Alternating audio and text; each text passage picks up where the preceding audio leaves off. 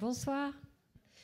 Bonsoir, bienvenue à toutes et à tous à la Cité du Vin pour cette conférence. Nous sommes très heureux d'accueillir ce soir une conférence des vendanges du savoir, donc pilotée par l'Institut des sciences de la vigne et du vin, l'Université de Bordeaux et l'Université de Bordeaux-Montaigne. Donc ce soir, nous accueillons une conférence sur les micro-organismes, la controverse sur les micro-organismes de terroir. Nous sommes ensemble jusqu'à 20h30. Nous sommes également en ligne et en direct sur Zoom. Donc, bienvenue à tous vous qui nous suivez depuis chez vous. Vous avez aussi la possibilité, comme vous en salle, de poser des questions à l'issue de la conférence. Donc, après l'intervention, vers 20h, vous avez la possibilité de poser vos questions sur Zoom que nous retransmettrons aux intervenants pour qu'ils puissent vous répondre. Donc n'hésitez pas. Et je laisse la parole à Gilles de Revel pour vous présenter les intervenants et cette soirée. À tout à l'heure. Merci Mélanie.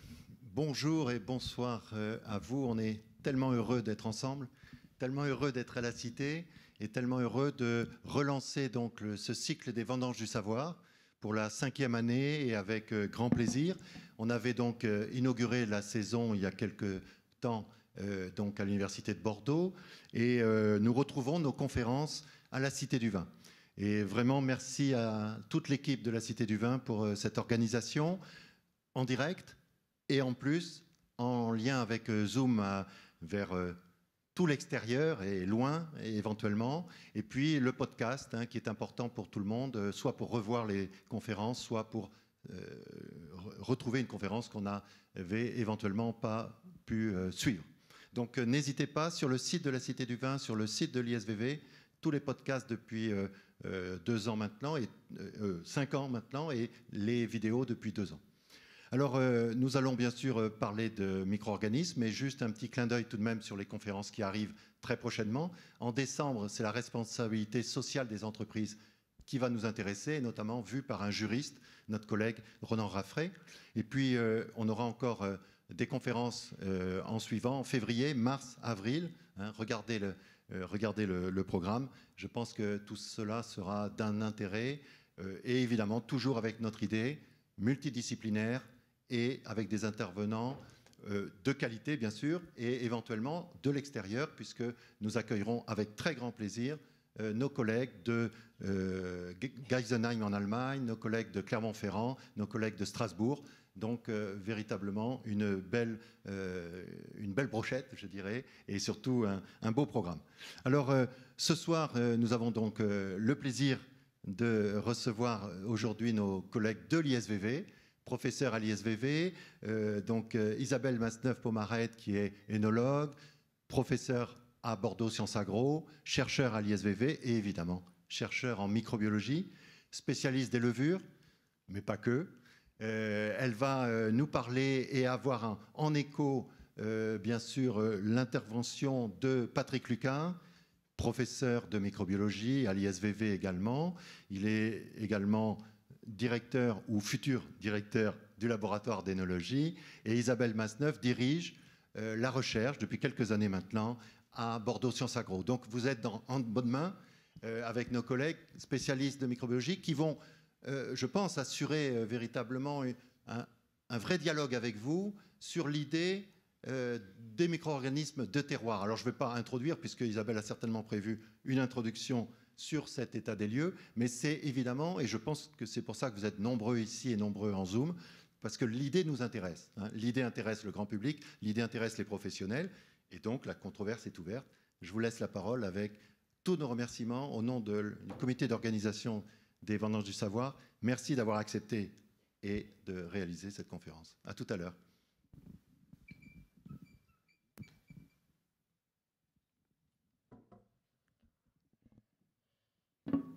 Merci Gilles pour cette introduction.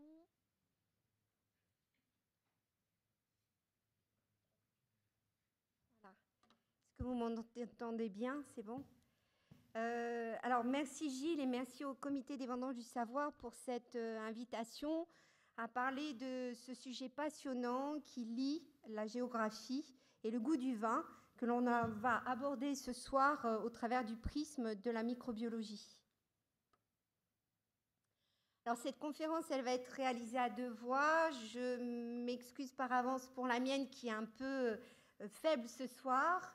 Et donc je démarrerai avec la question est-ce qu'il existe des terroirs microbiens. Donc je me situerai à l'échelle des communautés microbiennes qui existent dans l'environnement.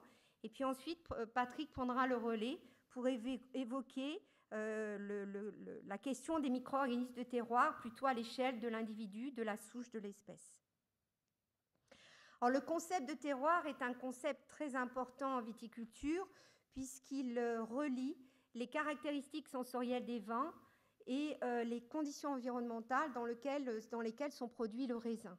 Donc, ce concept de terroir inclut différents facteurs, au sein desquels on va trouver les facteurs naturels, comme par exemple la géologie, le sol, le climat, mais également des facteurs humains, en particulier, qui vont impacter les pratiques culturales, les choix concernant les pratiques œnologiques, mais également l'histoire du domaine, l'histoire du cru.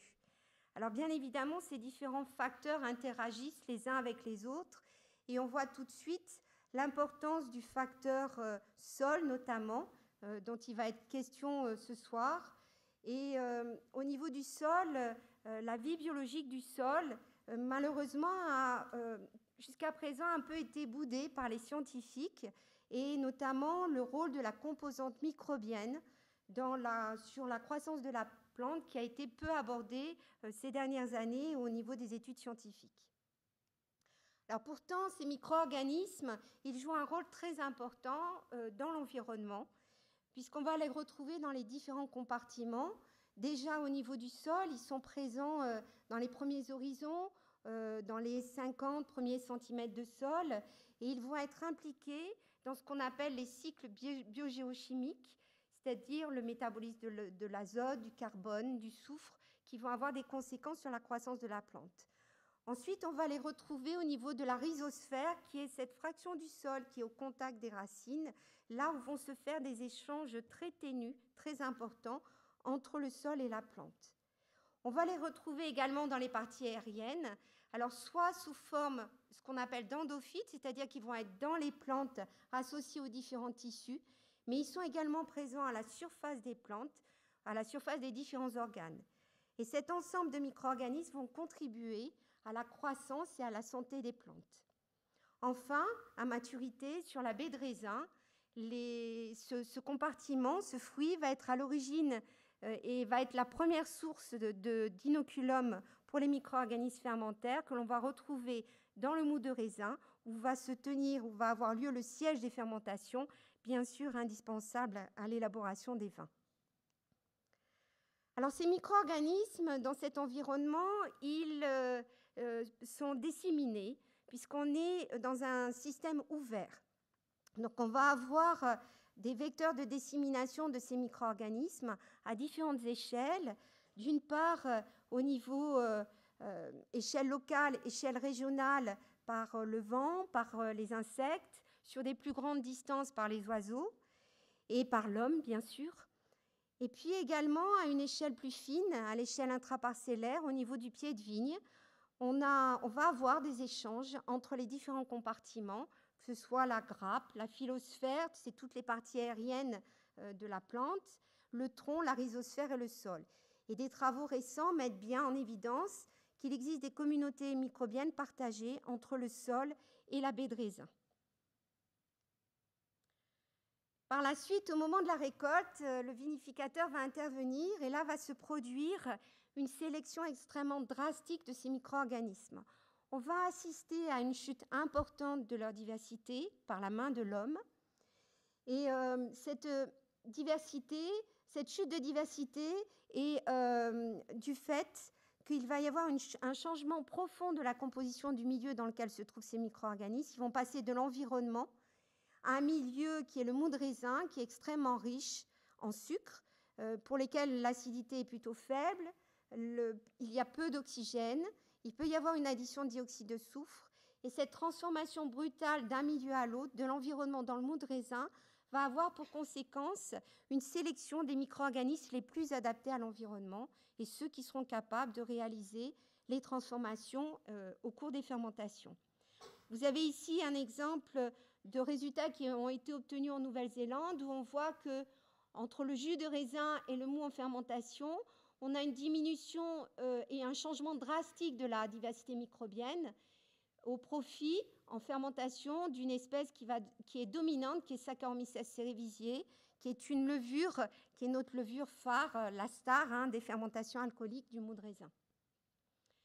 Les travaux actuels montrent également que la baie de raisin n'est pas la seule source d'inoculum des micro-organismes pour réaliser les fermentations, mais la cave contribue également à ensemencer le mou de raisin, puisqu'il a été montré qu'entre deux périodes de campagne de vendange, des micro-organismes fermentaires sont capables de résider dans l'environnement, à la surface des équipements, à la surface du matériel, et contribuent également à ensemencer le mou de raisin. Donc on a ces deux sources d'inoculum des micro-organismes, l'environnement, le raisin, mais également le chai et la cave. Alors on en vient à ce fameux concept de terroir microbien et à sa genèse. Alors nous sommes en fin 2013 et en Californie, un chercheur qui travaille avec David Mills, qui est un chercheur réputé en microbiologie du vin, rédige une publication scientifique suite aux travaux qu'il a menés pendant 3 ans, où il s'est évertué à collecter dans toute la région californienne un certain nombre d'échantillons de mou de raisin, pas loin de 273 échantillons, avec comme objectif de répondre à la question suivante: est-ce que lorsque l'on collecte des échantillons de mou de raisin dans différentes régions, on peut mettre en évidence que l'on a des communautés microbiennes différentes associées à ces régions de production? Alors, pour mener à bien ces travaux, il a mis en œuvre des nouvelles méthodes d'analyse des micro-organismes qui sont non pas basées sur des approches pasteuriennes classiques de mise en culture des micro-organismes au laboratoire, mais qui sont basées sur l'analyse de leur ADN. Donc, par la présence de cet ADN, on va attester de la présence de ces micro-organismes au sein de la communauté.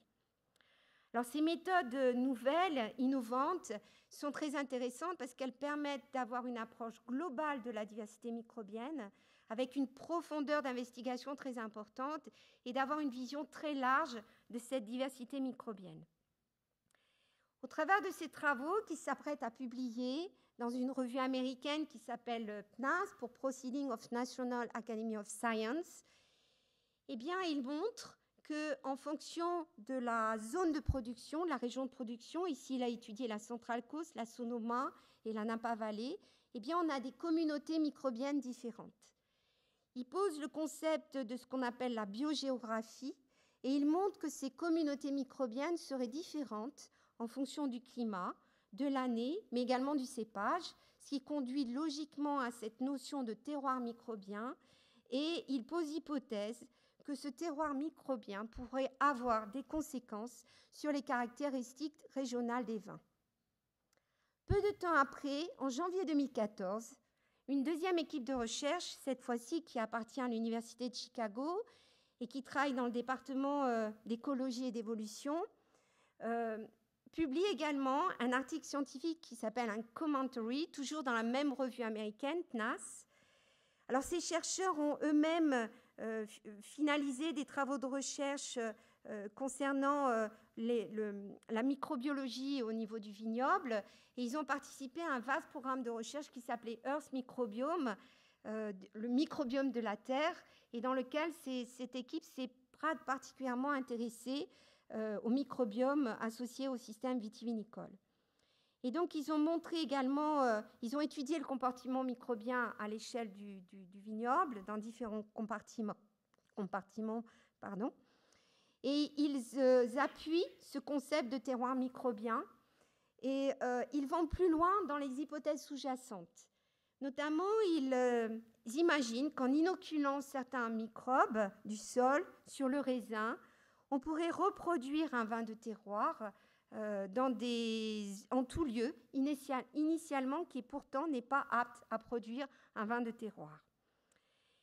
Il pose également l'hypothèse que des bactéries et des champignons qui sont associés à différents compartiments de la plante et même le sol pourraient joue un rôle significatif au niveau des caractéristiques sensorielles des vins, au niveau de la couleur, au niveau de la flaveur du vin. Avec ces 2 papiers un peu fondateurs, un scientifique et ce commentaire qui vient renforcer cette idée, le concept de tiroir microbien est né au sein de la communauté scientifique. Alors, par la suite, la communauté scientifique, justement, a manifesté un très grand intérêt pour le sujet. On voit ici un grand nombre de publications qui sont sorties dans les pays anglo-saxons, mais également en Europe. Et on voit également, en particulier depuis 2015, depuis 2019, vous voyez, une augmentation assez importante du nombre de publications dans lesquelles on retrouve ce mot-clé terroir microbien qui est sorti par an.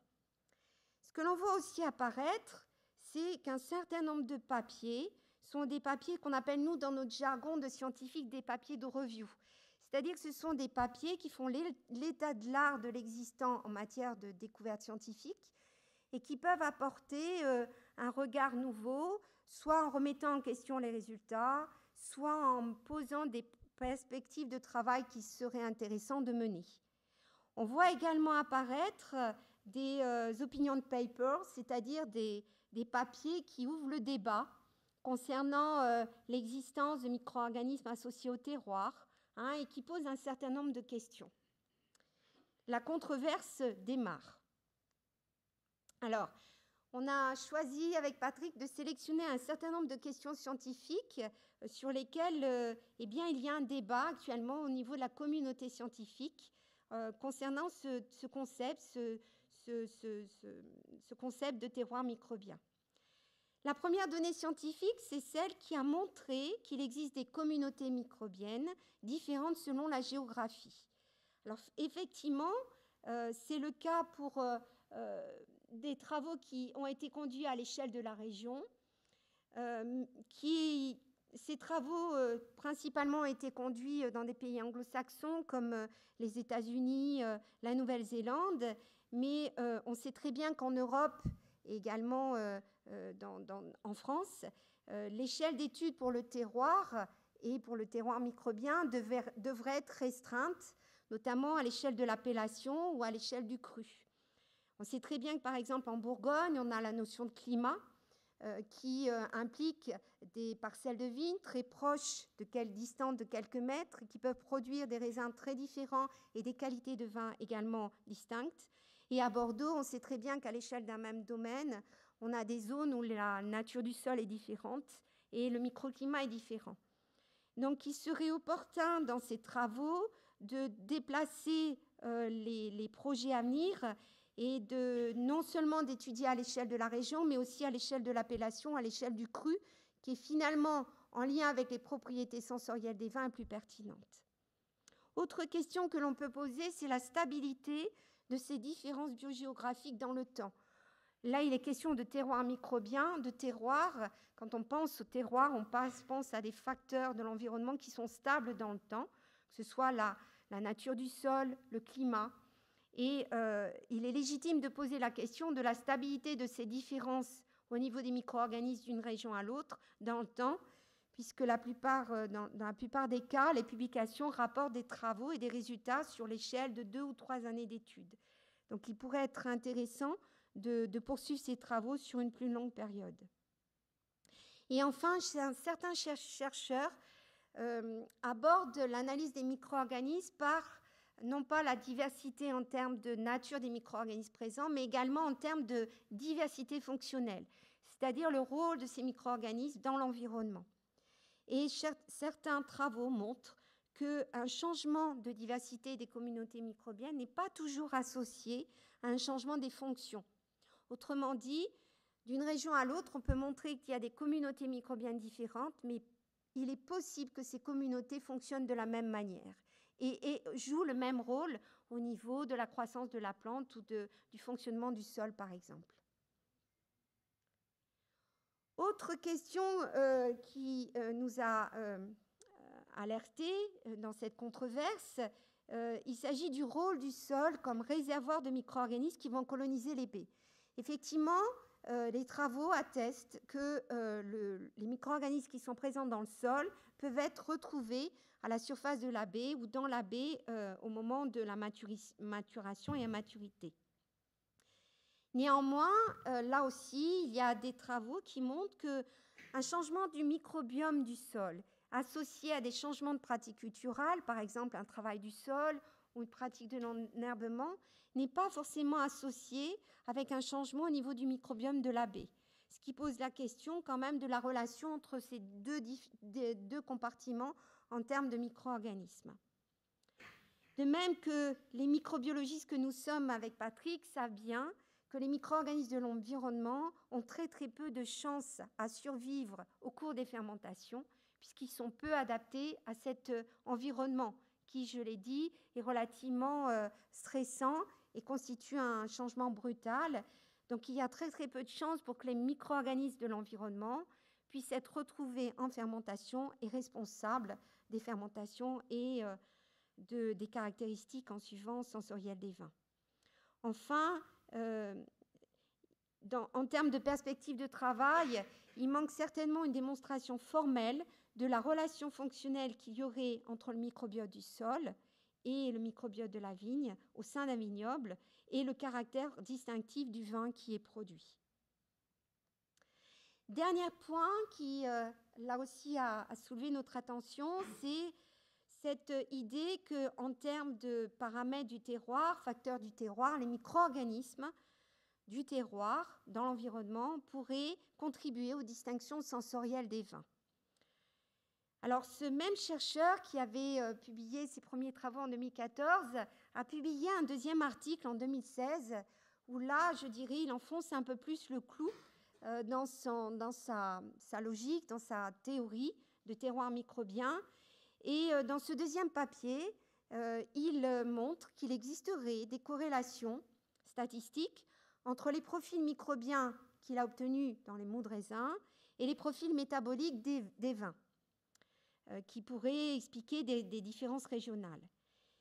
Et il émet l'hypothèse que la composition microbienne des grappes de raisin permettrait de prédire la composition chimique du vin, de sorte que cette composante microbienne deviendrait une caractéristique aisément quantifiable au niveau du terroir.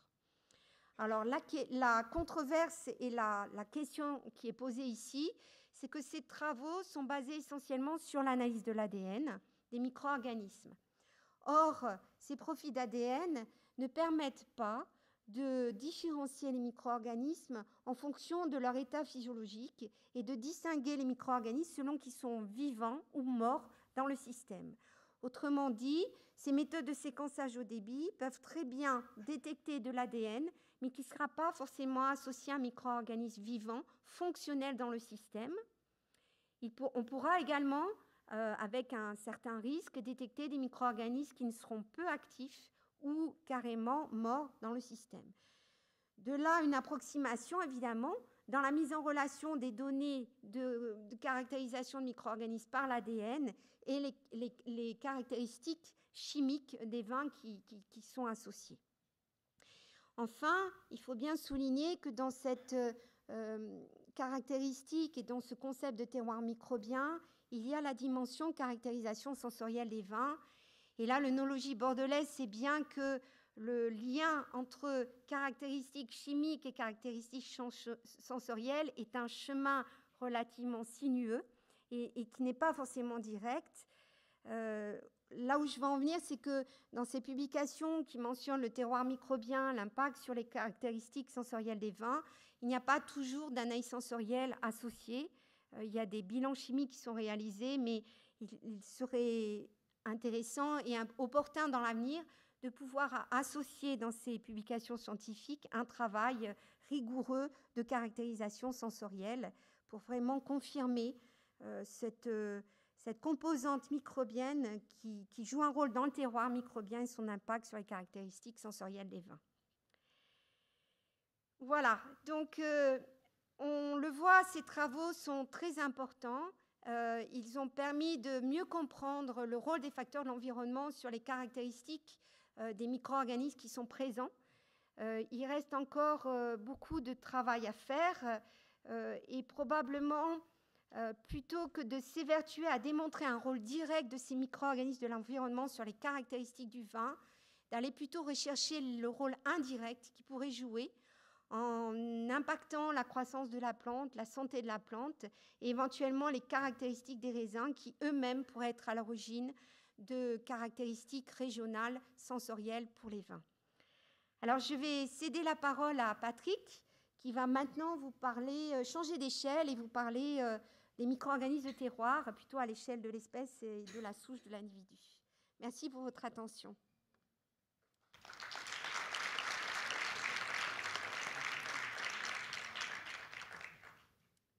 Bonsoir à tous et merci Isabelle pour la première partie. Donc je vais prendre la suite. On avait découpé cette controverse en deux questions, donc je ne vous les relis pas. Vous avez compris que moi je vais prendre une deuxième partie, c'est-à-dire je vais vous parler des micro-organismes, savoir est-ce que ces micro-organismes-là, est-ce qu'ils seraient adaptés au terroir, est-ce qu'il existe des micro-organismes de terroir finalement. Isabelle a pris la première partie pour vous décrire les différents terroirs et savoir est-ce qu'il y a des terroirs microbiens. Eh bien moi, je prends le contresens de ça, je le prends dans le sens inverse, et puis on va regarder les micro-organismes. Alors, pour bien comprendre, pour bien faire la différence entre nos deux parties, il faut voir que pourquoi est-ce qu'on vous parle de micro-organismes de terroir ou de terroir microbien aujourd'hui? C'est parce qu'il y a des nouvelles technologies qui sont apparues, comme Isabelle l'a signalé, vers 2010, 2015, tout ça, ça a explosé, des technologies d'analyse de l'ADN. Isabelle en a montré une, on a utilisé une dans ses travaux, qui est une technologie qu'on appelle de l'analyse métagénomique.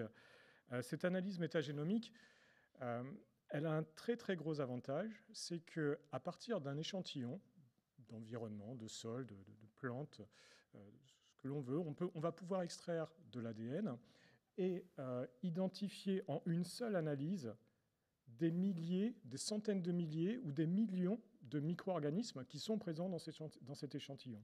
On va pouvoir tous les étiqueter et les quantifier, savoir combien est-ce qu'il y en a. Donc ça, c'est absolument fabuleux. On n'avait pas du tout ce type de technologie-là avant 2010 à peu près, 2010-2015, et là, ça a explosé dans le secteur vigne-vin en termes d'utilisation. Mais il y a un très gros inconvénient à cette analyse métagénomique, c'est qu'en termes d'identification des micro-organismes, elle est vraiment peu précise. C'est-à-dire qu'elle va permettre d'identifier au mieux au niveau de l'espèce. Donc le micro-organisme, on va savoir de quelle espèce il appartient, mais on n'en saura pas plus. Alors pour vous donner un exemple, là, ceux qui sont dans la salle ici, nous appartenons tous à l'espèce Homo sapiens. Et si on faisait une analyse métagénomique, voilà, on extrait tout notre ADN, on prend un échantillon de cet amphithéâtre, tout l'ADN de nous tous est extrait, analysé. Cette analyse, cette méthode, elle va dire quoi? Elle va dire, il y a de l'Homo sapiens ici. Elle n'ira pas du tout dire, il y a du Patrick Lucas, ou il y a vous ou vous autres. Elle est vraiment très peu précise, elle ne donne pas une information pertinente sur qui sont vraiment les micro-organismes qui sont présents dans l'échantillon. Donc il y a un deuxième type d'approche, nouvelles approches d'analyse qui est arrivée à peu près à la même période, peut-être même un petit peu avant, qui sont des analyses génomiques. Alors, on avait aussi des outils génétiques, comme c'est indiqué ici, ça existait depuis longtemps. Depuis les années 80, 90, c'était bien développé, ça avait été beaucoup utilisé, on les utilise encore énormément aujourd'hui, plus des analyses génomiques. Alors, elles ont l'avantage exactement inverse et l'inconvénient exactement inverse à la précédente. L'inconvénient de cette méthode, ou de ces méthodes-là, c'est qu'il faut déjà choisir le micro-organisme que l'on va analyser. Donc, par exemple, si je reviens sur la salle, eh bien, on va analyser Homo sapiens, et en particulier celui qui est présent dans cet amphi. Mais cette méthode-là, donc ça c'est très, très limité, parce que si on voulait analyser d'autres organismes vivants présents dans la pièce, là, si on avait des chiens, des chats, bon, c'est pas autorisé, mais s'ils étaient présents, on ne pourrait pas les analyser par cette méthode, puisqu'il faut choisir une espèce. Donc, on choisit Homo sapiens. Par contre, là où cette méthode est extrêmement intéressante, c'est qu'elle permet d'identifier chaque individu et de voir les différences de tous les individus par l'analyse de leur ADN. Et elle permet aussi de retracer tous les liens évolutifs, phylogénétiques. On appelle ça phylogénétique, mais pour nous, ça serait par exemple les liens généalogiques de chacun d'entre nous. Tous, entre nous, on pourrait se positionner les uns par rapport aux autres d'après notre évolution. Donc, deux méthodes totalement différentes. Maintenant, donc, quel micro-organisme on va analyser avec cette deuxième méthode, celle qui permet d'analyser les espèces? Alors, on avait deux choix, soit analyser les micro-organismes qui sont présents au vignoble. La difficulté, c'est qu'il y a une très très grande diversité de micro-organismes environnementaux dans les vignobles qui ne participent pas directement à la qualité, aux caractéristiques du vin, aux propriétés du vin. Ils ne participent pas à la vinification. Ce sont des micro-organismes qui sont associés au sol, à la plante, mais qui meurent, comme l'a dit Isabelle, qui meurent dès qu'elles sont présentes dans le mou ou en cours de fermentation alcoolique. Elles ne résistent pas au vin. Donc ces espèces-là, finalement, nous intéressent peu parce que leur impact sur les propriétés du vin, sur sa perception, sur ses qualités, vont être faibles, voire négligeables, ou complètement inexistantes. Donc nous, ce qui va nous intéresser, ce sont plutôt les espèces qui se développent dans le vin et qui vont en avoir un impact sur la qualité. Donc il y a trois types de micro-organismes, trois catégories sur lesquelles on va pouvoir travailler et sur lesquelles on s'est penché. Premièrement, les levures que l'on appelle non-Saccharomyces, ça veut dire autre chose que Saccharomyces. Il y a beaucoup d'espèces, là je vous en cite seulement trois, mais il y en a beaucoup d'autres. Torulaspora delbrueckii, Mechnikovia pulcherrima, Lachantia thermotolerans. Ces espèces-là, elles sont présentes dans le mou pendant les premiers jours de la fermentation alcoolique, mais en général, elles ne résistent pas très bien à l'augmentation de la teneur en éthanol, donc elles vont disparaître pendant la fermentation alcoolique. Mais tant qu'elles sont là, elles ont un impact sur la qualité du vin qui est réel. Elles vont vraiment moduler la qualité par différents métabolismes, différentes transformations qu'elles sont capables de faire. Le deuxième type de micro-organismes, ce sont les levures, cette fois-ci les Saccharomyces. Les Saccharomyces, ce sont les levures qui font les fermentations, qui vont transformer le sucre en alcool. Donc il y a deux espèces, Saccharomyces cerevisiae, Saccharomyces uvarum, et puis comme ce sont des levures qui font de la reproduction, qui peuvent se croiser, elles peuvent générer des hybrides qui, eux aussi, sont présents dans le vin et qui peuvent faire des fermentations. Et il y a un troisième type de micro-organismes. Alors, ce n'est pas des levures, cette fois-ci, ce sont des bactéries lactiques. Et ces bactéries, elles interviennent pour faire une deuxième fermentation dans le vin. Alors, en général, lorsque la fermentation alcoolique est terminée, en général, pas tout le temps, elles peuvent le faire parfois en simultané. Cette deuxième transformation, elle est importante également pour moduler la qualité du vin. On la provoque, on la souhaite dans tous les vins rouges et dans un certain nombre de vins blancs pour vraiment améliorer la qualité du vin, qualité gustative, et les arômes du vin. Donc, ces bactéries, l'espèce Eunococcus honi en particulier, puisque c'est pratiquement la seule espèce qui se développe à ce stade-là, sont importantes dans le vin. Et donc, on va les analyser. Si on veut savoir si ces micro-organismes, les souches, c'est-à-dire les individus de chacune de ces espèces qui sont dans chacune de ces espèces, si ce sont des souches de terroir, eh bien, on va analyser les souches de toutes ces espèces-là. Alors, comment on s'y prend pour faire ces analyses? Je suis un petit peu vite.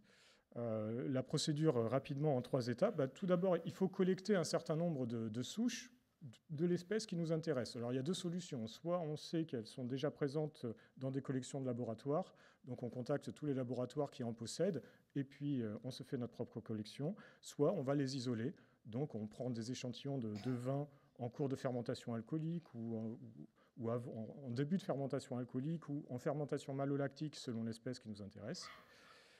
On va prendre aussi des échantillons, pas seulement de vin, mais d'autres produits. Parce que, en général, ces levures ou bactéries, on va les retrouver pas seulement dans le vin, mais dans d'autres produits. Et c'est intéressant de les comparer pour savoir si ce sont les mêmes ou pas. Donc, je vous ai mis par exemple ici le cidre, qui est une boisson fermentée très proche du vin en termes de composition et en termes de process. Les micro-organismes qui se développent dedans sont sensiblement les mêmes. Et puis il y en a d'autres, on peut aller sur l'industrie laitière, etc. Deuxième étape, quand on a tous ces échantillons, on va isoler les souches, donc chaque micro-organisme, on va l'isoler par une technique particulière qu'on fait dans les laboratoires. Ça fait ce genre de petite boîte circulaire, la boîte en plastique, ça fait une dizaine de centimètres de diamètre à peu près. Et chaque petite tache de couleur que vous voyez, c'est un micro-organisme différent. C'est une souche différente. Ça pourrait très bien être différentes espèces ou la même espèce, mais différentes souches, c'est-à-dire différents individus comme vous et moi. Et la dernière étape, eh bien, on va employer ces méthodes d'analyse génétique ou génomique sur chaque micro-organisme isolé. Ça veut dire des centaines ou des milliers de micro-organismes qui vont être analysés par ces méthodes, pour chaque souche qui nous intéresse. Et ces analyses vont nous permettre d'identifier l'espèce à laquelle appartient le micro-organisme, mais également la souche, et puis les caractéristiques de la souche pour pouvoir la différencier des autres souches de cette espèce-là.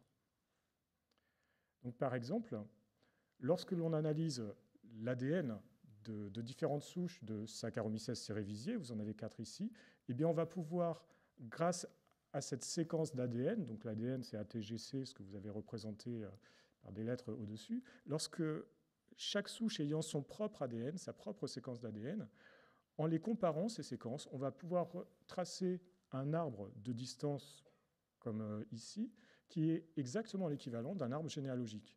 Sauf que c'est extrêmement fiable, extrêmement précis, et ça nous permet, quelle que soit la souche, de la positionner par rapport aux autres. Et puis on peut faire d'autres analyses à partir de ces données, bien sûr. Alors, maintenant, la question qui vous intéresse, existe-t-il des souches de terroir? Donc je vais vous donner 3 exemples pour une levure non Saccharomyces, une levure Saccharomyces cerevisiae, et puis la bactérie lactique. Donc je vais vous décrire des souches de ces 3 espèces-là. Ça va être sensiblement les 3 mêmes diapositives que vous allez voir maintenant.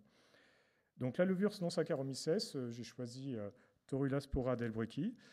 Donc une étude qui a été publiée il y a quelques années maintenant, où près de 110 souches de Torulaspora delbrueckii ont été collectées dans différents laboratoires à travers le monde, et des souches qui provenaient du vin, mais d'autres produits également, de cidre, de produits laitiers et d'autres environnements, comme vous pouvez le voir.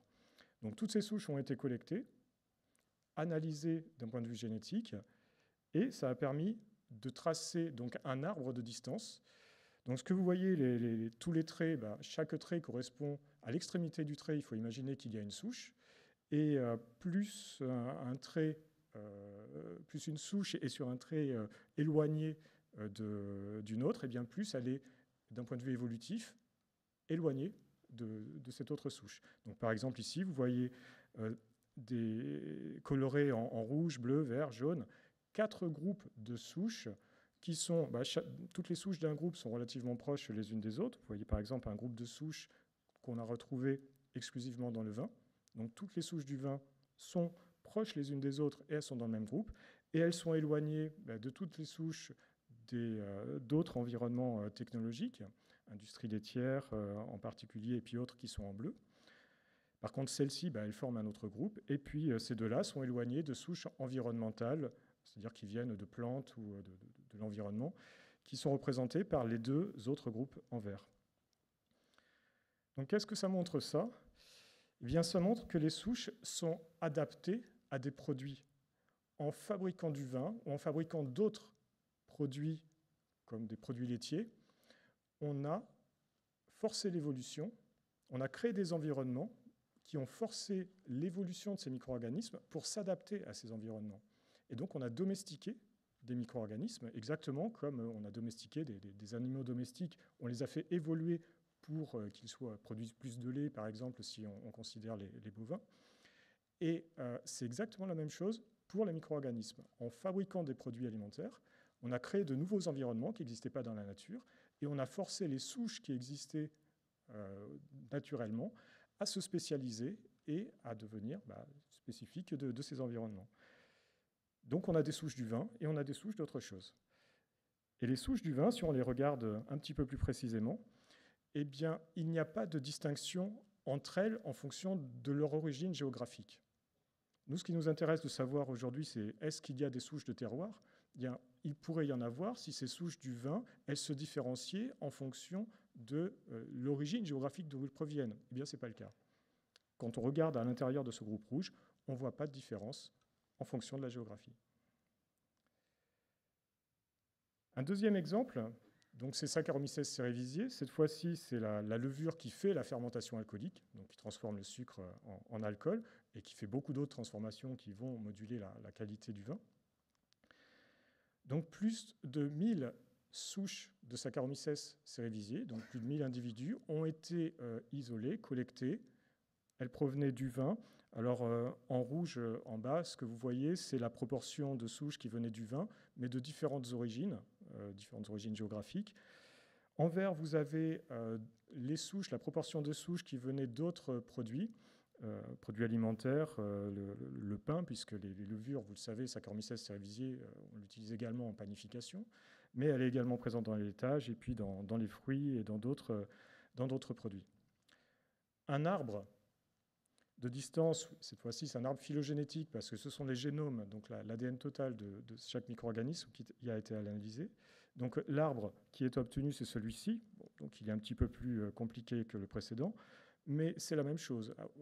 À l'extrémité de chaque trait ou chaque branche, il y a une souche.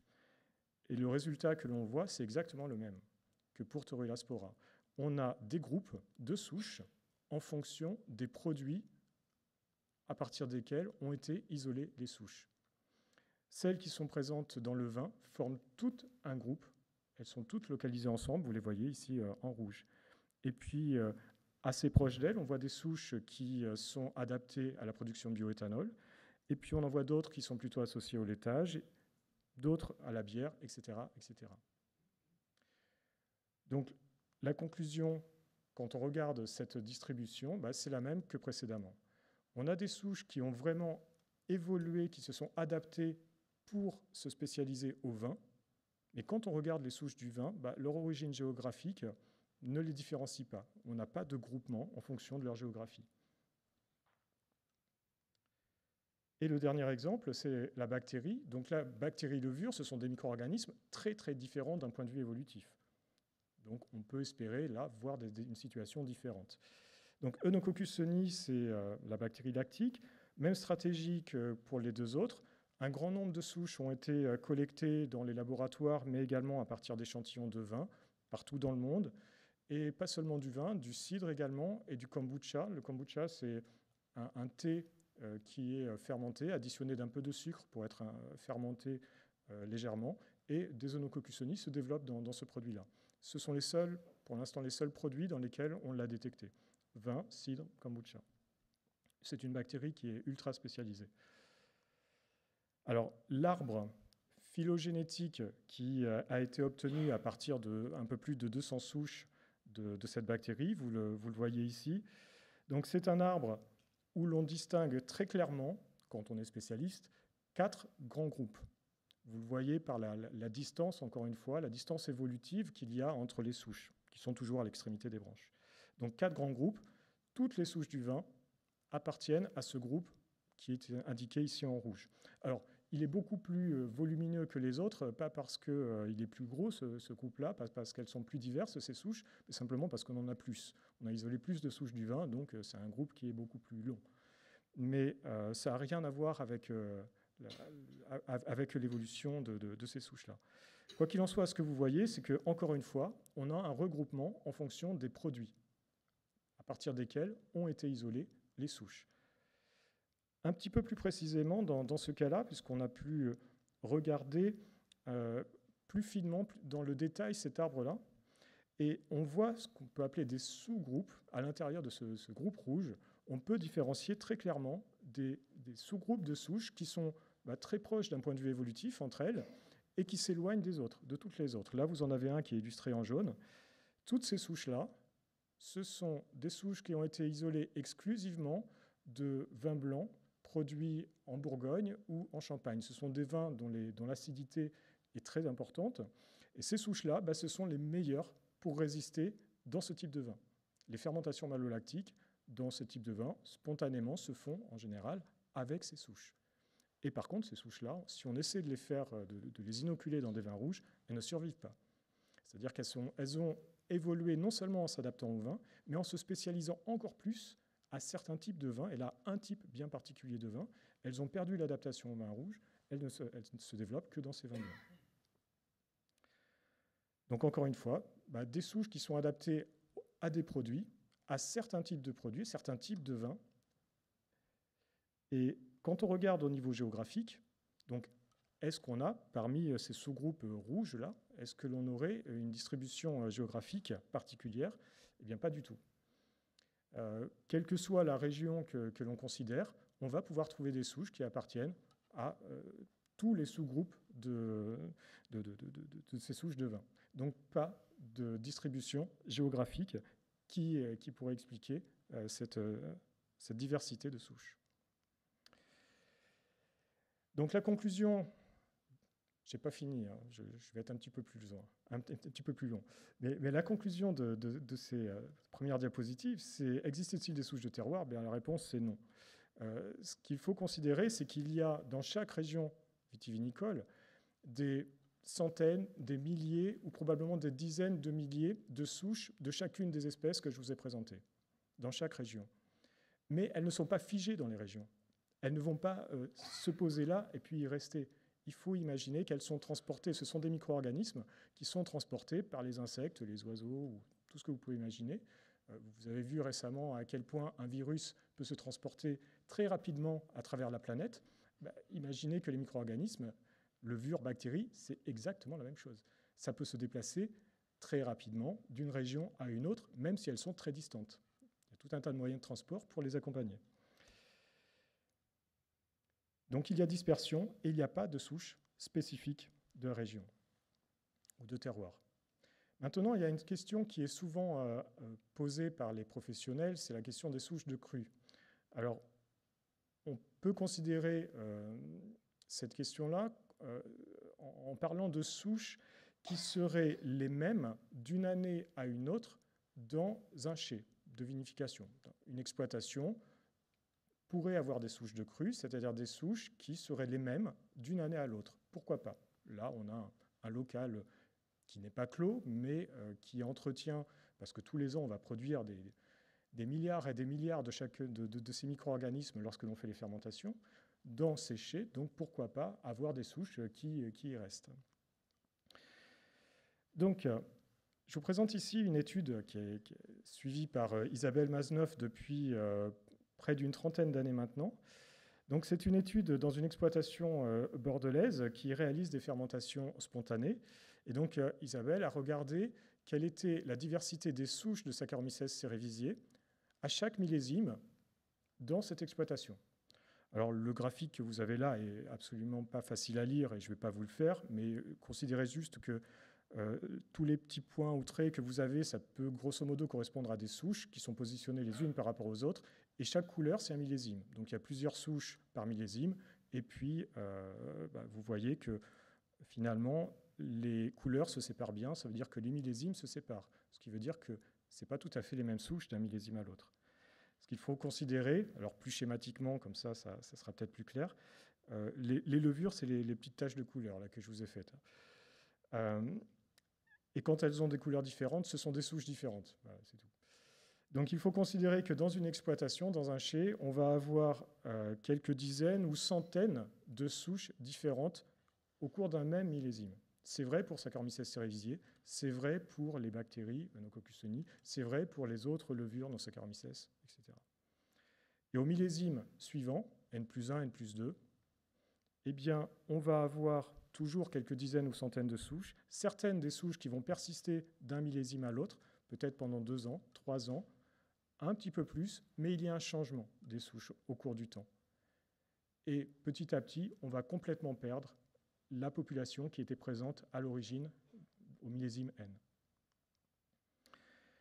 Alors, la question des souches de cru, elle peut être aussi considérée au niveau de... Est-ce qu'il existe dans ce cru-là, dans cette exploitation, une ou plusieurs souches qui sont spécifiques à ce cru, c'est-à-dire qui sont dans ce cru et qu'on ne retrouve pas ailleurs? Alors, pour faire rapidement, non, ça n'existe pas. Si on compare des chais, les souches qui sont présentes dans différents chais, on va retrouver des mêmes souches.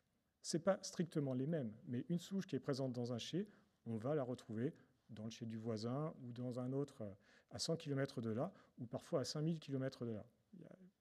Ces souches se dispersent et donc ce ne sont pas les mêmes.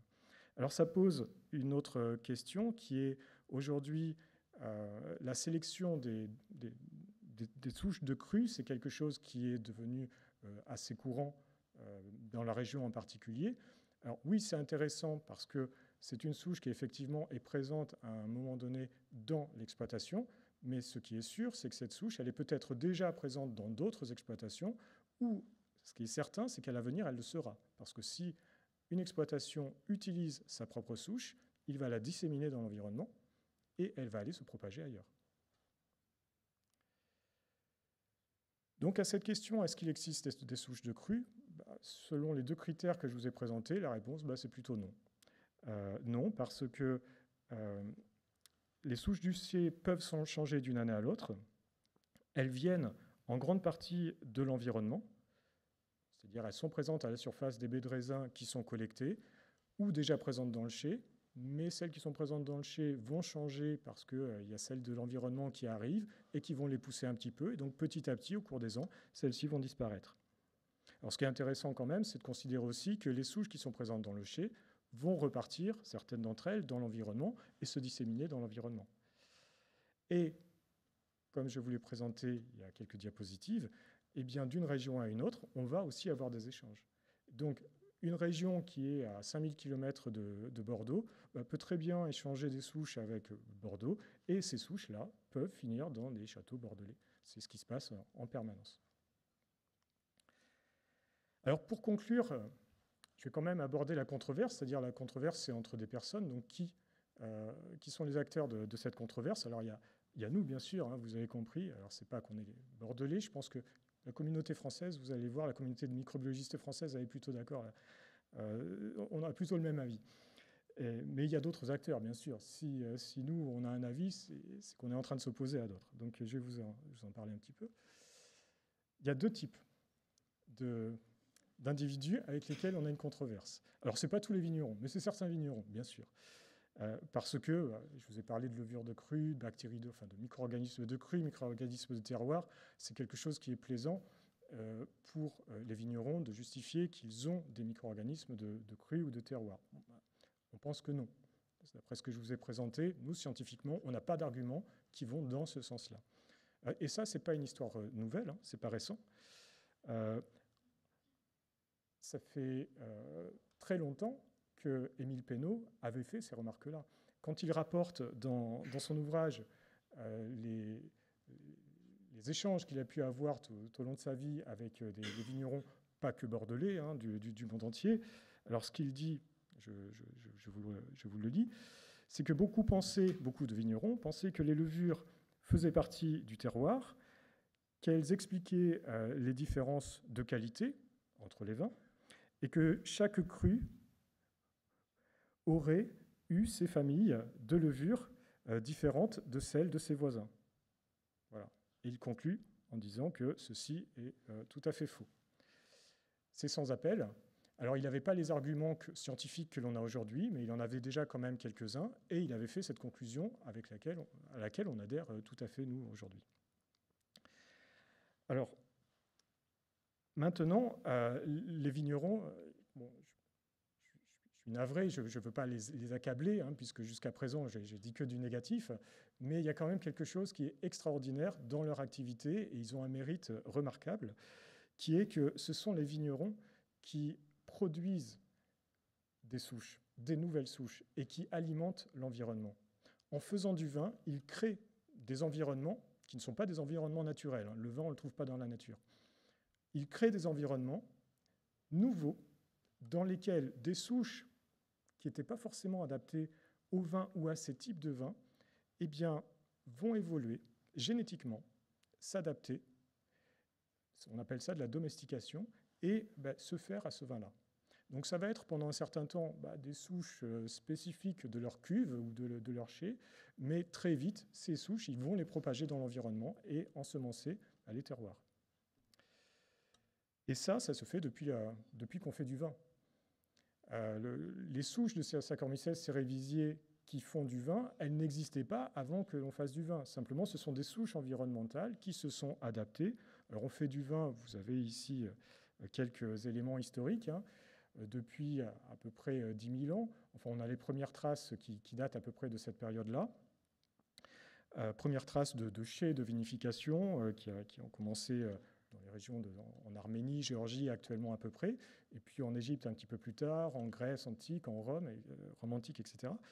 Et c'est arrivé jusqu'à nous. À chaque fois, ce sont des types de vins différents qui ont été produits et qui ont amené à de nouvelles souches. Et aujourd'hui, quand je vous parlais de vins blancs de Bourgogne ou de Champagne, ça ne fait pas des millénaires qu'ils sont produits. Et les souches qui se développent dans ces vins-là sont apparues, ont été créées, il n'y a que quelques centaines d'années, pas plus que ça. Elles apparaissent vraiment très vite. Et je suis certain que chaque jour, dans les cuves qui sont en fermentation aujourd'hui, de nouvelles souches sont en train d'apparaître, peut-être meilleures que les autres. Alors, il y a d'autres acteurs avec lesquels il y a une controverse, c'est les scientifiques entre eux. Alors, vous l'avez compris d'après ce que ma collègue Isabelle a expliqué précédemment. C'est surtout des scientifiques qui viennent d'horizons différents. On va dire que plutôt du côté européen, ça va être notre avis, enfin c'est l'avis que l'on partage, et du côté anglo-saxon, il y a un avis qui est un petit peu différent. Pourquoi ? Parce qu'on ne considère pas la définition des terroirs microbiens ou des micro-organismes de terroir de la même manière. On ne met pas les mêmes mots sur ces définitions-là. Pour plutôt nos collègues anglo-saxons, ils considèrent comme un fait que l'ensemble des micro-organismes environnementaux qui sont présents au vignoble vont avoir un impact direct sur la qualité du vin. Pour nous, ça, ce n'est pas démontré. Comme l'a expliqué Isabelle, on ne voit pas ça. Les micro-organismes fermentaires, oui. Mais les autres, est-ce qu'ils peuvent avoir un impact sur la qualité de développement de la plante et la qualité de la baie. Mais cet impact-là n'est pas encore démontré scientifiquement. Et il est probablement bien inférieur à l'impact que vont avoir les espèces qui se développent dans le vin, les espèces de levures non Saccharomyces ou bactéries. Alors, de notre côté, nous, ce que l'on pense, c'est que au niveau des micro-organismes du vignoble, oui, il pourrait y avoir des micro-organismes de terroir si on démontre qu'ils ont un impact direct sur la qualité, le développement de la plante ou la qualité de la baie, la composition de la baie. Et pour les micro-organismes du vin, c'est ce que je vous ai expliqué, c'est ce que je vous ai présenté. Pour l'instant, les données que l'on voit, c'est qu'il n'y a pas de lien génétique entre les régions et les micro-organismes. Il y a un lien entre le type de produit, le type de vin et le micro-organisme.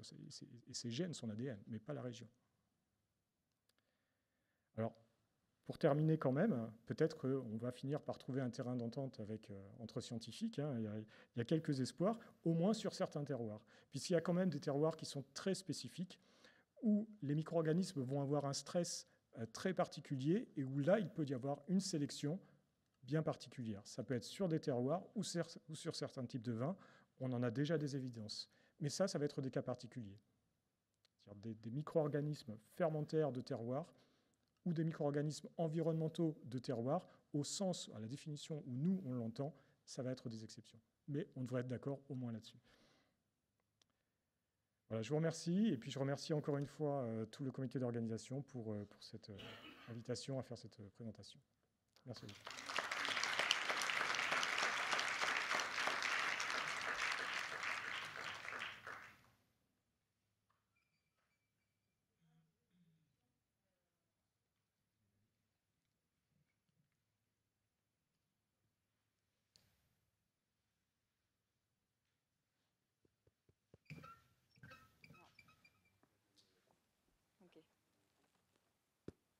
Allô, oui, ça marche, pardon. N'hésitez pas à poser vos questions. Je vais vous lancer du coup la catchbox. Est-ce que quelqu'un a une question ?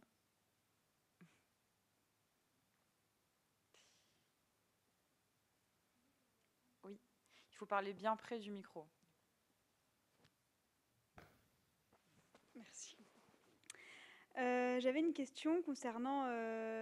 vous avez mis en évidence qu'il n'y avait pas forcément de micro-organismes de terroir, mais par rapport à la présence ou l'absence. Mais est-ce que par rapport au nombre et en fonction des régions, par exemple, ou des terroirs, est-ce qu'il y aurait des dominances en fonction des micro-organismes dans telle région, plus de telle population de souches de levure, ou dans une autre région, une autre proportion? Au niveau du vignoble, enfin, je vais peut-être laisser Isabelle répondre par rapport au vignoble, mais je ne pense pas qu'on ait beaucoup d'informations et je ne sais pas si ça aurait un impact quelconque sur la qualité du vin. Après, au niveau du vin, les micro-organismes se développent dans le vin. Les populations qui sont présentes dans le vignoble et que l'on va retrouver dans le mou au tout début de la cuvaison, leur niveau de population est très faible, relativement faible. Elles vont se multiplier, ça va être x 10, 100, 1000 ou beaucoup plus que ça encore, dans le vin par la suite, et c'est quand elles atteignent ces niveaux de population très importants qu'elles vont avoir un impact significatif. Donc il y a comme un effet de lissage, je pense, même entre différentes régions qui pourraient avoir des populations initiales un petit peu différentes, tout ça va se lisser dans le vin, pour ce qui est des micro-organismes du vin en tout cas. Alors c'est vrai que dans les études que l'on a présentées, donc c'est vu sous l'angle de l'analyse de l'ADN, et il n'y a pas d'indication de niveau de population ou de quantification de micro-organismes. Et on a peu de travaux qui rapportent cet effet de la géographie sur la quantification des micro-organismes à ces échelles-là. En revanche, on connaît très bien... moi, il y a quelques années, je m'étais amusée à faire une cartographie des quantités, par exemple, de levure présentes à la surface du raisin à l'échelle d'un vignoble. Et effectivement, d'une parcelle à l'autre, on peut avoir de la variation qui peut être pérenne dans le temps. Malheureusement, on n'a pas pu conduire l'étude de façon sur une période longue, mais on peut très bien imaginer que dans des zones où l'humidité est plus importante que d'autres, où il y a une sensibilité aux pathogènes, on ait des changements dans les niveaux de population. On sait qu'il y a un effet millésime. Certains millésimes où on a un état sanitaire de la vendange qui est assez aléatoire. Il est clair que cela va avoir un impact sur les niveaux de population, par exemple, de Saccharomyces cerevisiae présents à la surface de la baie de raisin. Mais c'est vrai qu'on n'a pas de données majeures sur ces aspects-là. Après, au niveau du sol, il y a des indicateurs qui permettent de mesurer l'abondance des micro-organismes présents. Et là, il y a quelques résultats qui montrent moins encore une fois sur l'impact de la géographie, mais plus concernant l'impact, par exemple, de différents paramètres, du pourcentage d'argile, du pH du sol, de la présence de cuivre, qui peut y avoir un impact sur l'abondance des micro-organismes. Très bien, merci.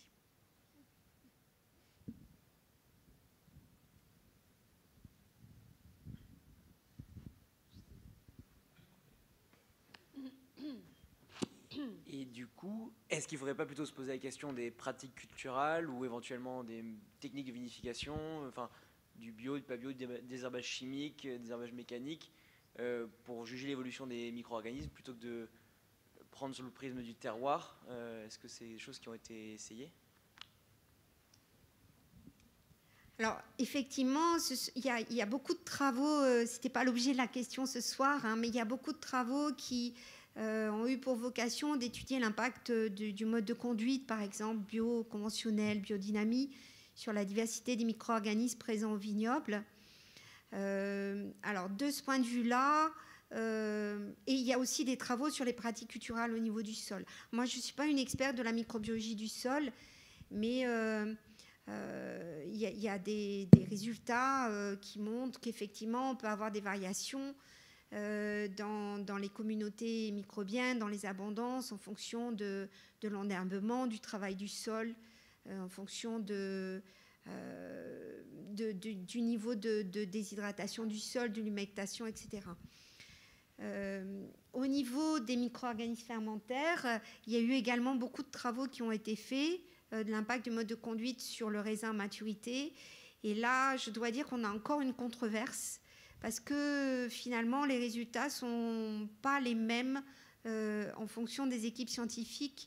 Alors peut-être qu'il s'agit d'une fausse controverse, c'est peut-être lié au fait que les travaux sont menés dans différentes régions dans le monde entier, avec des pratiques culturales, des traitements phytosanitaires différents, et de sorte qu'il est difficile d'avoir une vision objective et qu'on puisse comparer les différentes situations entre elles.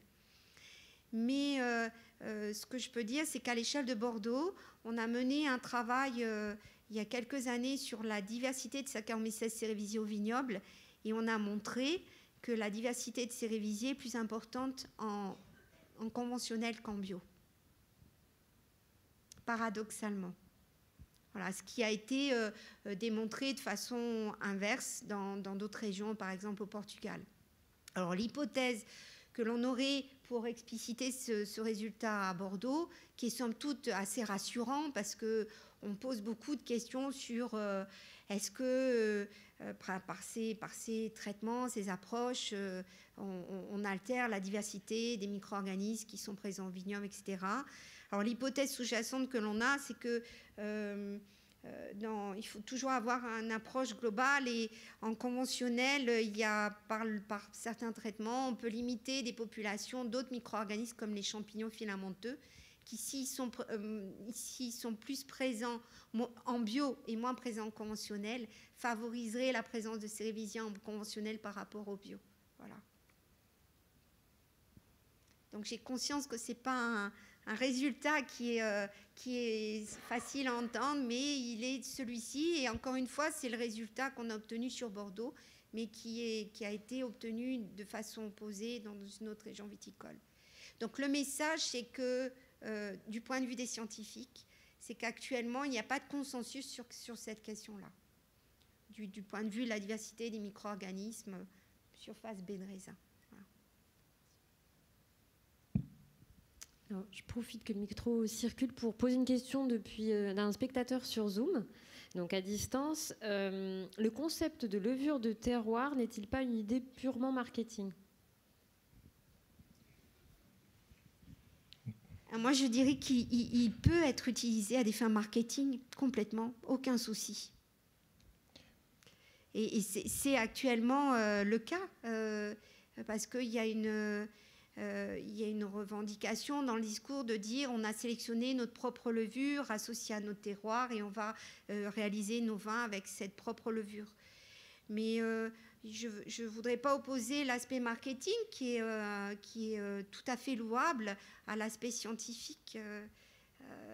C'est un discours aussi qui peut servir le domaine de dire qu'il s'est engagé dans la sélection de sa propre levure qui peut être mise à disposition pour réaliser les fermentations. Voilà. Mais c'est clair que de revendiquer que c'est une levure de terroir, enfin, c'est une levure qui vient de son terroir, mais qui, au sens où l'a explicité Patrick, c'est-à-dire que ça sera une levure qui sera exclusivement présente dans ce cru ou qui, à l'origine, n'était pas présente dans les autres crus, c'est quelque chose qui n'est pas démontré scientifiquement. La démarche est différente quand on a des domaines viticoles qui s'engagent, par exemple, dans la sélection clonale des cépages, où là, ils implantent des clones qui ont été sélectionnés et qui restent de façon pérenne au vignoble. Pour les levures, on peut faire la sélection clonale et faire une sélection à façon pour un domaine viticole, mais il n'y a aucune certitude, on l'a bien montré, que cette levure restera circoncise au domaine viticole et qu'elle ne se retrouvera pas chez le voisin, par exemple. Si je peux rajouter, alors je suis d'accord tout à fait sur l'aspect marketing, mais c'est pas que du marketing. On voit fréquemment cette mention sur les étiquettes ou les contre-étiquettes des vins de la présence, de l'utilisation de levure du terroir. Ça relève très souvent, je pense, d'une démarche sincère des vignerons qui ont eu la volonté, le souhait d'utiliser les micro-organismes qui sont présents sur leur terroir. Après, c'est un manque de connaissances scientifiques, un peu mea culpa, puisqu'on ne communique pas assez, donc j'espère qu'aujourd'hui c'est l'occasion, sur les données que l'on a auprès du grand public et des vignerons. Mais il n'y a quand même pas que du marketing, il y a une bonne part de sincérité dans la démarche de ces vignerons.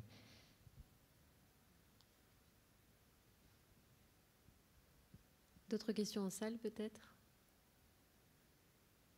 Il y a beaucoup de questions en ligne, donc n'hésitez pas. Je vais en poser une autre, du coup, en ligne. Observez-vous dans l'environnement l'apparition de souches de levure sélectionnées, des souches commerciales, qui deviendraient majoritaires sur baies?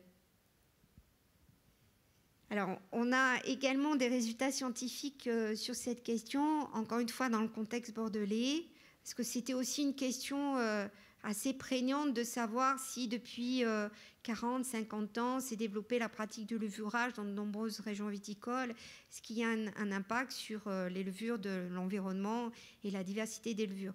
Alors effectivement, on a montré, comme l'a explicité Patrick, dans la même logique, d'avoir un système ouvert, le chai contribue à ensemencer le vignoble.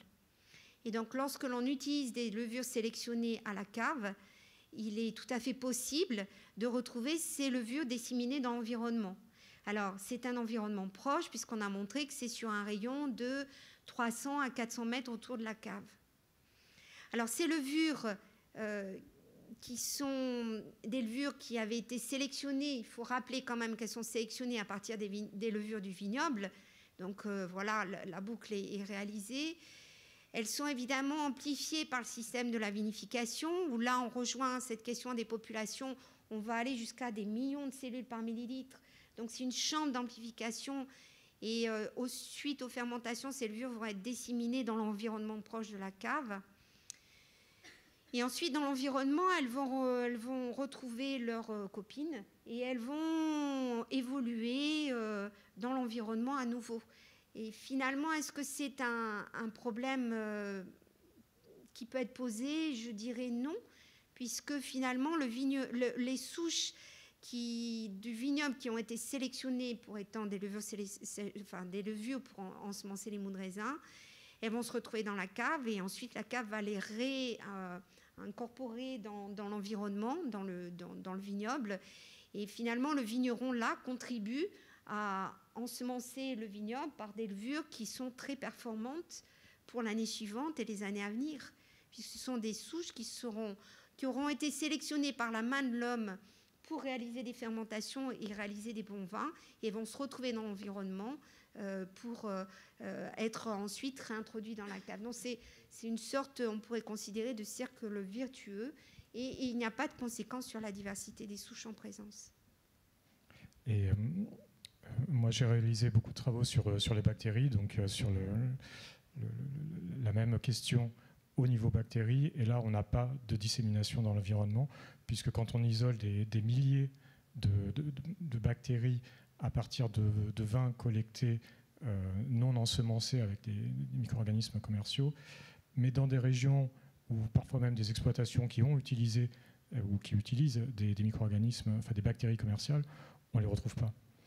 Enfin, d'une année à l'autre, on ne va pas forcément les retrouver.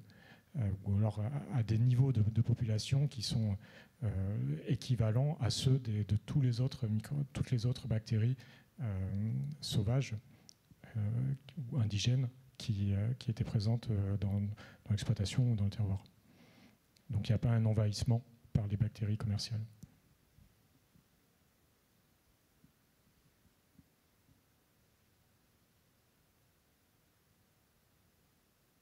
Alors, pas d'autres questions en salle?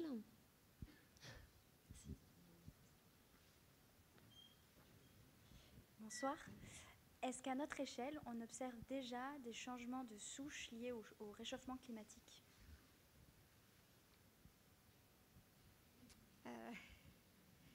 Alors, dans l'environnement, on n'a pas de résultats encore probants. Quand on travaille sur le changement climatique et l'impact, par exemple, sur le micro-organisme, il faut s'inscrire dans la durée pour avoir des résultats robustes.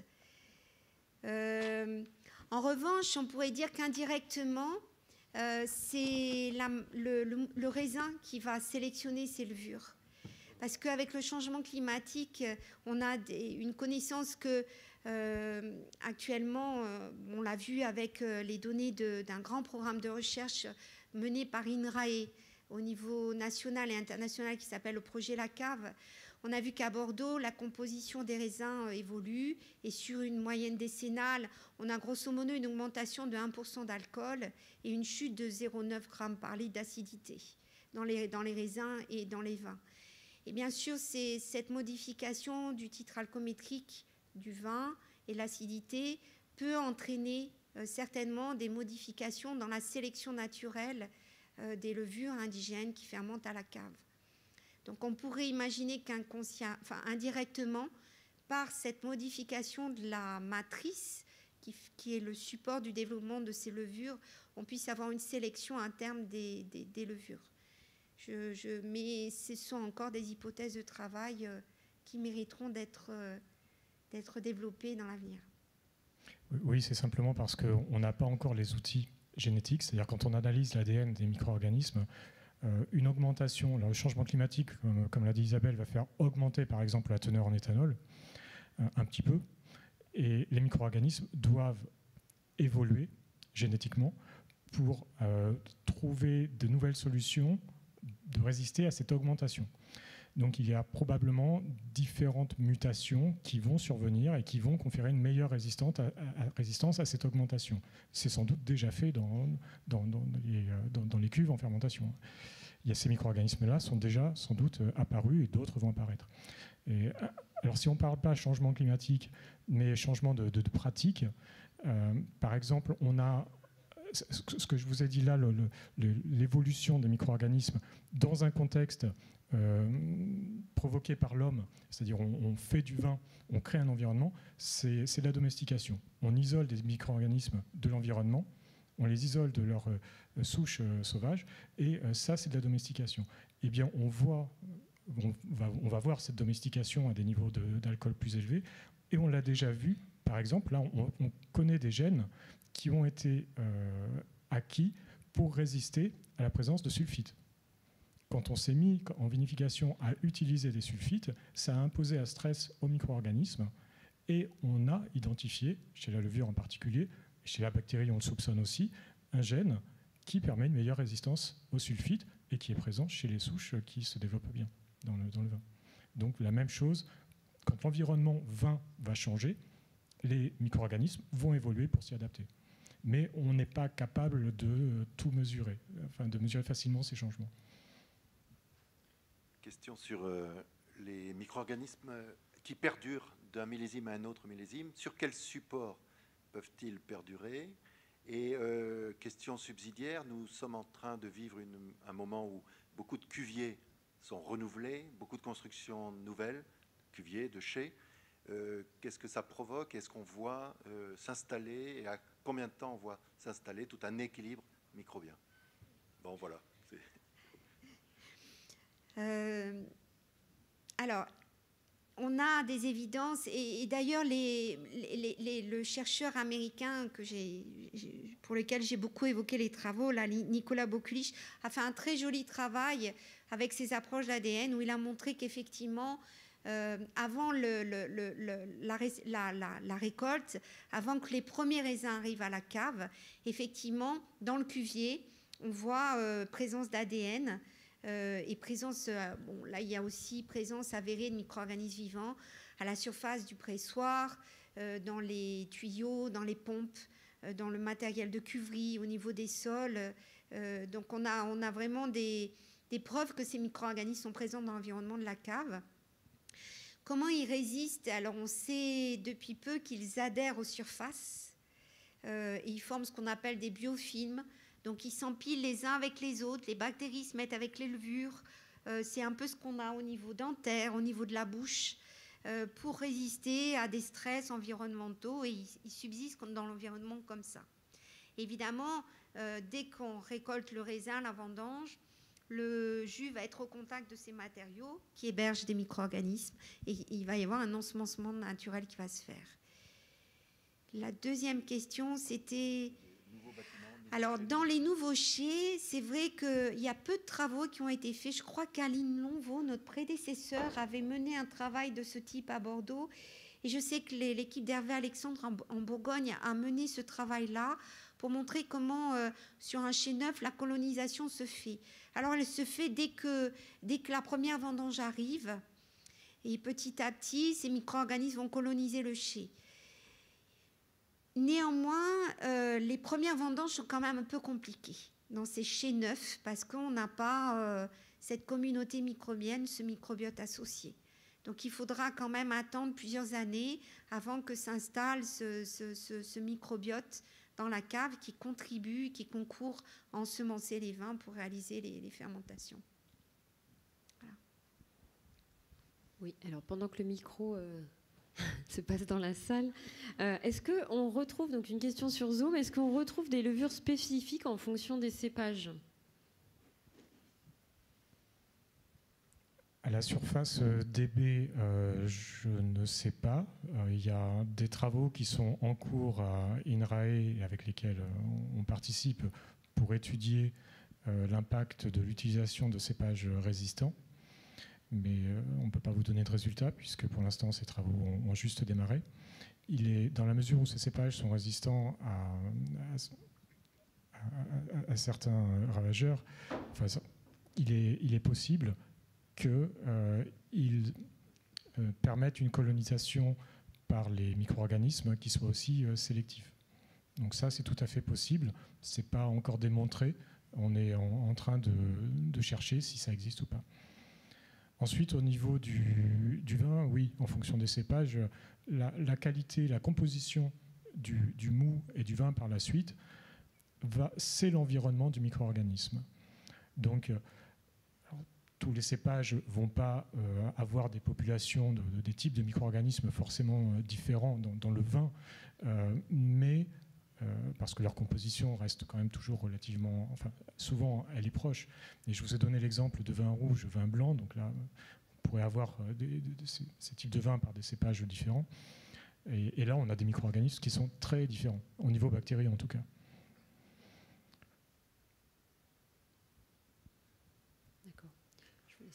Bonsoir. Est-ce qu'on sait si c'est plutôt les organismes présents naturellement au vignoble ou dans le chai qui vont participer aux fermentations et prendre le dessus sur les autres? C'est une question difficile parce qu'elle se situe au niveau de l'individu, de la souche. C'est-à-dire qu'il faut retracer... il faut mettre une balise Argos sur chaque souche pour savoir est-ce qu'elle vient du vignoble.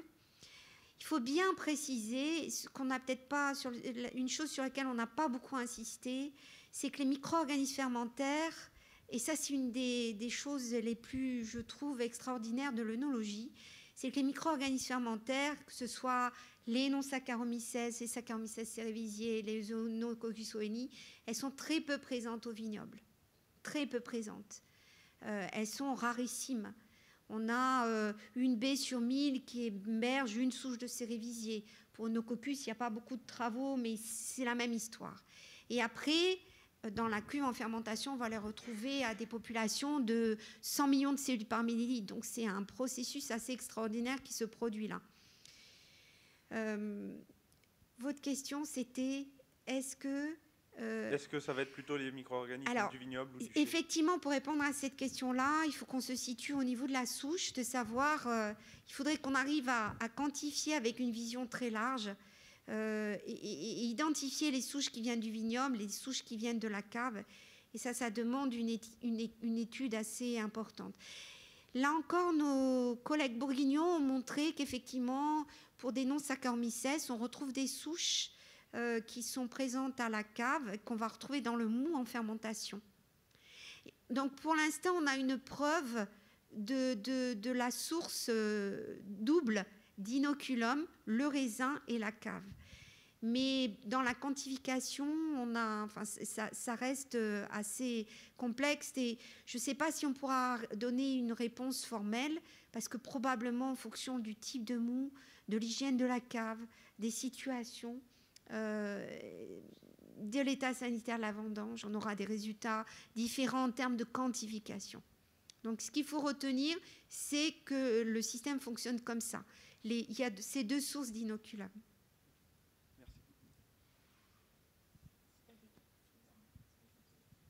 Non, je suis d'accord.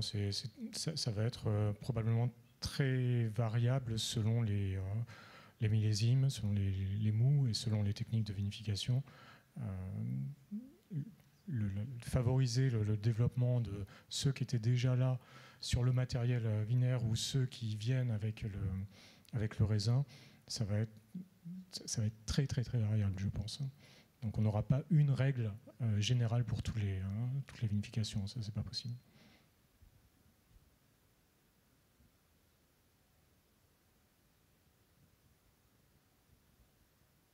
Y a-t-il encore des questions dans la salle ?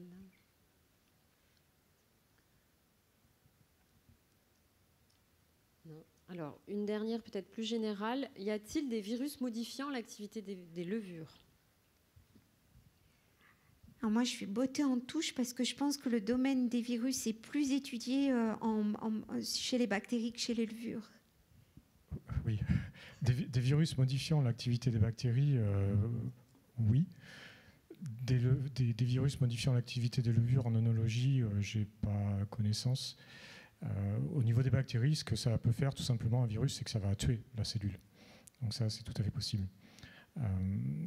Eunococcus honi peut être tué par des virus. Il y en a dans tous les vins, des virus qui vont attaquer spécifiquement Eunococcus honi. Donc on peut avoir des souches d'Eunococcus honi qui sont sensibles aux virus qui sont présents dans un vin et d'autres souches qui ne le seront pas. Ça, c'est une réalité. La destruction de populations entières d'Eunococcus honi dans le vin par des virus, il y a eu quelques publications, quelques travaux qui ont été publiés qui l'ont suggéré. Aujourd'hui, on n'a pas encore de démonstration de ça, d'une élimination totale. Mais pourquoi pas, ça peut arriver peut-être dans certains cas. Ou au moins ralentir des fermentations malolactiques, parce que ça fait diminuer des populations, ça peut avoir un impact comme ça. Oui. Très bien, merci beaucoup, merci infiniment. Merci à vous. Merci pour votre présence.